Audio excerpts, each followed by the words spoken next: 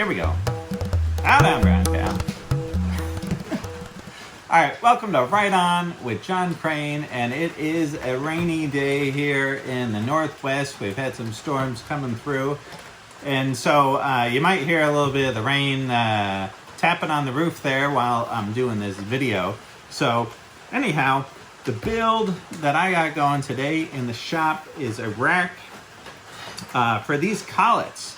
I want to make a storage rack for these collets here, and this storage rack is going to mount to the side of the Bridgeport milling machine over here. And if you're not familiar with what a collet is a device here used on the milling machine here and used on other machines as well, but it is for tool holding. And a lot of times it's used for holding end mills, and the Bridgeport milling machine is one of the more common items held in the collet. But what it is, this is split into three parts here, and this pinches down on the tool, and this gets held into the milling machine there. I can take you over there later and show you how a tool gets held in these collets. But anyway, they get a lot of use on the Bridgeport milling machine, and it's nice to have them easily at hand, different sizes, and to just be able to grab for one of those and put a tool in it and get the job rolling. So it's nice to have them in a little rack. And so what I'm going to do today is I have a bunch of these pieces of metal right here, and these were left over from a job that I was working on, and these were heading out to recycle. And so I saved these out of the recycle, and now I'm upcycling these. I got a whole stack of these, and I'm going to turn this into the collet rack. So I'm going to drill a series of holes through this piece of steel that will hold these collets, and then I'm going to mount this right over here to the side of the Bridgeport milling machine. I'm going to drill and tap into the cast iron over there and attach this to the side and have these collets in easy reach. So let's head over to the Bridgeport there. I'll show you where I'm going to mount that, and then I'll also show you about how this collet works, and then we'll get to drilling the holes in this piece of steel to make the collet rack. All right, over here at the Bridgeport milling machine, and I'll just move the DRO here out of the way. And so this is going to be the little shelf, and I'm going to put this right in here. Drill and tap two holes here on the side of the milling machine, and I think I'll come off about the same height as this shelf right here and mount it right there. All right, I just wanted to give you a heads up there for those of you who are unfamiliar with what a collet is. And here's a close-up here of what this collet looks like. And see, it's split into three segments here, and it's tapered.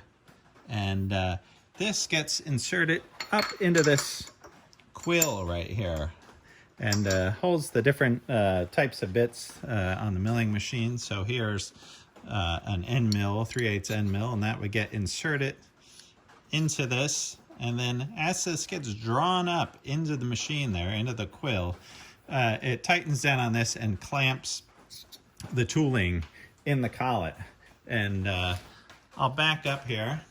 All right, just looking at the milling machine here, where this collet gets inserted is right here, up into the quill here, right, into the spindle. And up in the top here, dropping down through the top, is what's known as a drawbar. And this drawbar here screws down through the top into the collet here.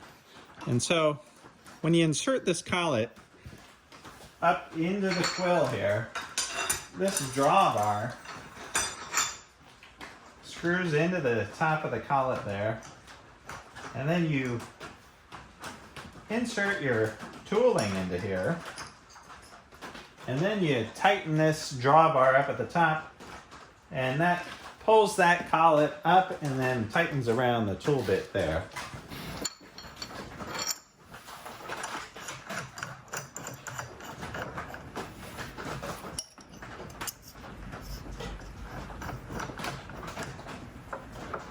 All right, back to the project at hand here. And that was just a little segment there to just show folks who have no idea what a collet is, just to show them how it's used there for holding tools and such.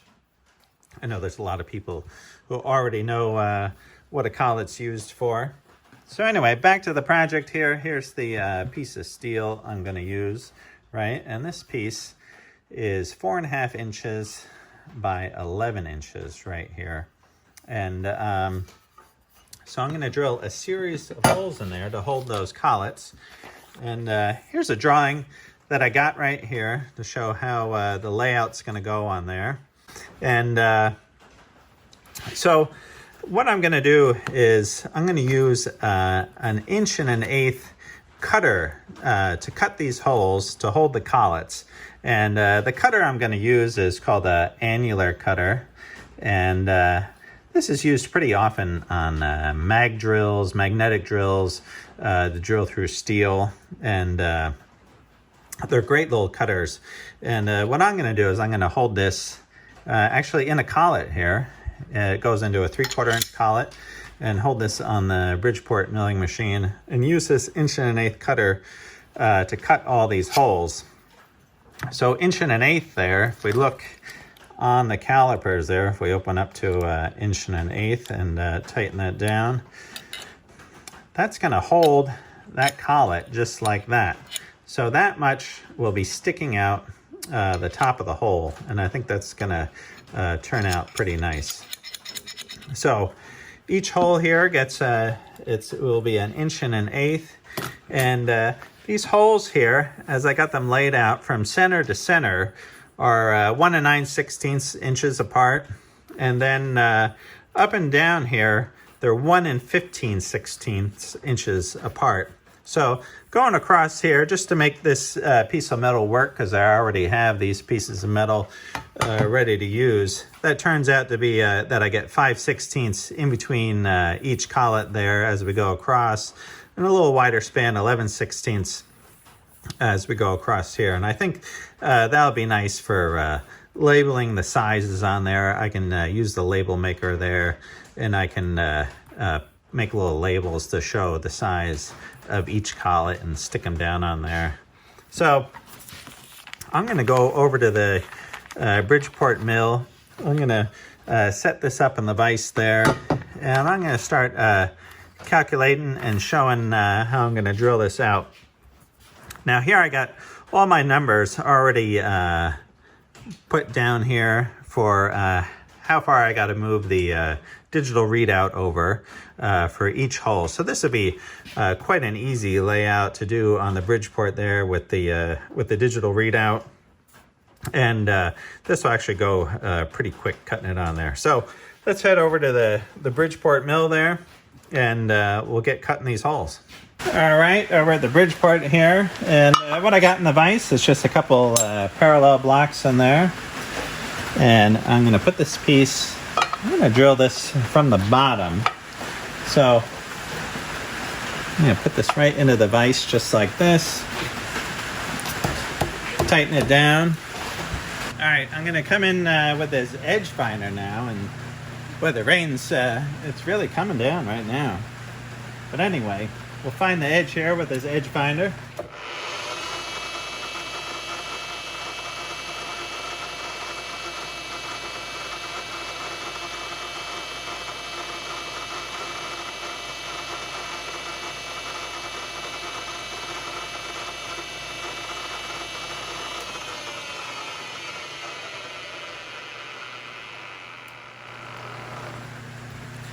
Right there.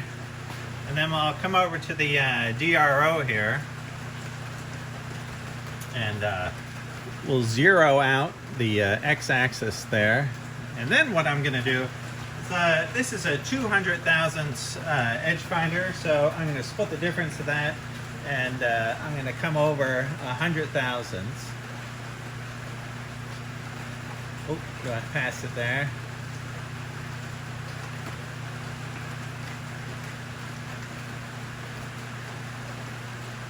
Right there. All right. and I'm going to lock that down. And I'm going to zero that out again.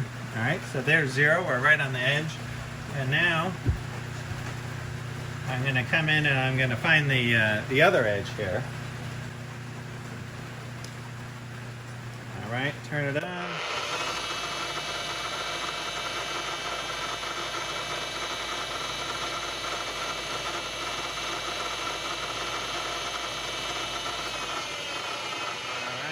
There.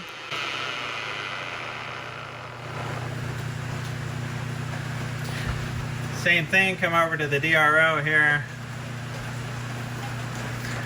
Go down to the y-axis, zero that out, and then I'm going to move that in 100,000s. Right there. All right, and now, if we look at the drawing there, for that first hole in the corner there, you want to come over 0.75 there, and then come in 1 and 312 thousandths. So I'm going to move this on the DRO there, and we're going to come in on the y-axis. All right, 1 and 312, right there. All right, I'm gonna lock the table in that position. All right, so now I'm up from the edge here, 1 and 312 thousandths, and then I'm gonna back this back over to 750 thousandths there on the x-axis. All right, and there we go. That will be where the first hole is gonna be. And now I'll take that center finder out, and I'll put our 1 1/8" annular cutter in there. All right, and here we go with our first hole. I'm running this Speedwise 1 1/8" cutter. We're running at 340 RPM.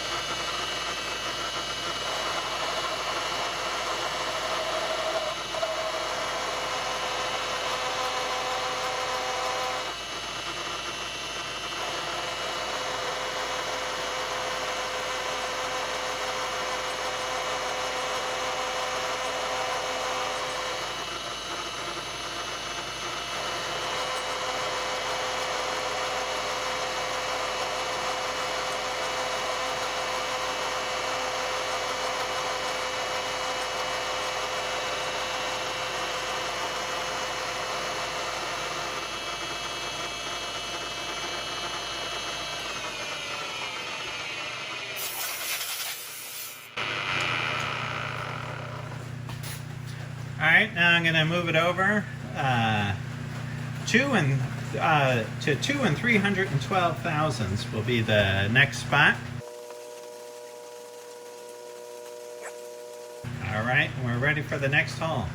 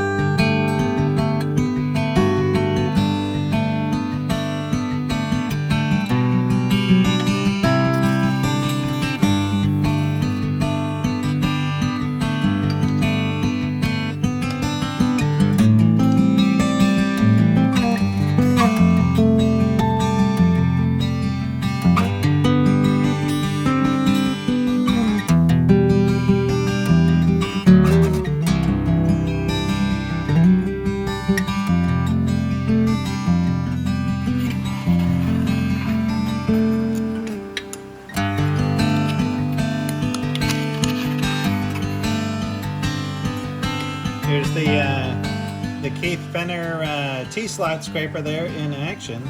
Get it done. Thanks a lot, Keith. All right, now I'm over at the vise here, and I'm gonna deburr these holes here. And I got this Noga like deburring tool here, and it's kind of like a Swiss Army of deburring tools.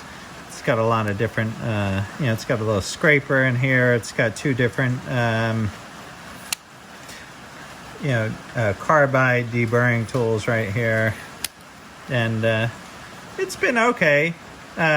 Sometimes I've had this snap close when I don't want it to come close, so I'm going around a hole or something. But right now I think this bit is sharper than the one in my regular deburring tool here, so I'll see how this one works.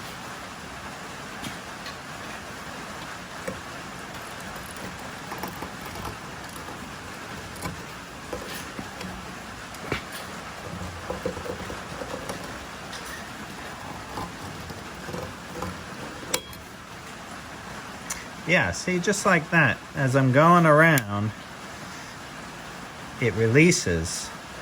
And I don't know if there's a faulty lock mechanism in there or something, or if I'm, squeezing on it the wrong way or something. Yeah, see that? Did that again.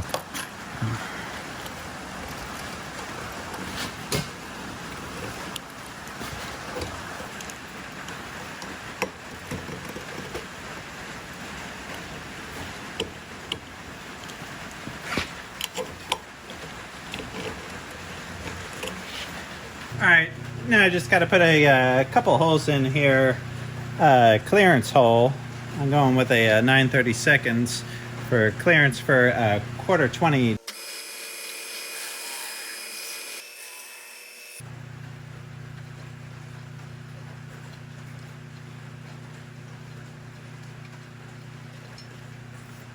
All right, I want to mount this shelf right on the side of the Bridgeport here, and I want it to come out level with the top of that shelf back there, keep everything kind of at the same height. So I'm going to come in and put this level right across here. And then I'm going to raise up the knee here till I get that nice and level.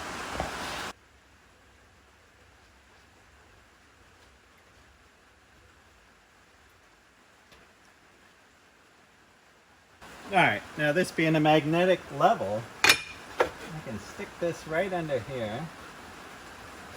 And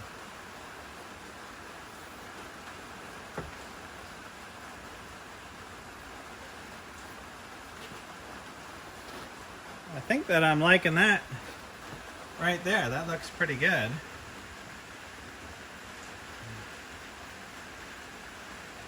Alright, now I'm just going to grab a transfer punch here to transfer those holes over onto the Bridgeport. Alright, now I'm going to come in with the transfer punch here. Give that a little shot right there. A little shot right there.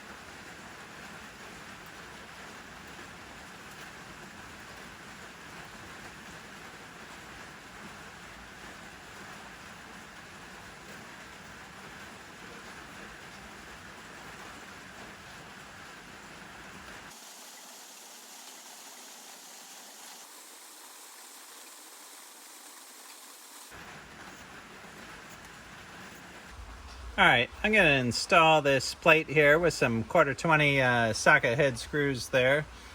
And I think what I'm going to do is just put a little dab of blue Loctite on here, just because there is some vibration in the machine here. And so I'll get this going right over here.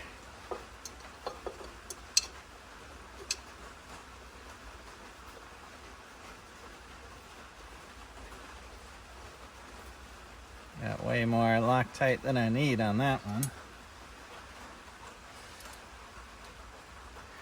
Alright, I'll just put a dab on this guy here.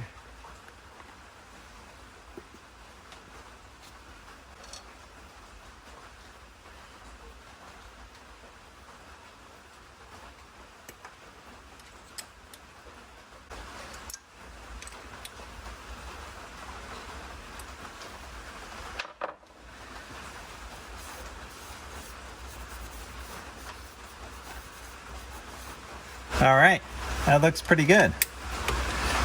All right, just dropping these in, and I'm liking how that's looking. That's gonna be great there. All right, it's looking pretty sharp.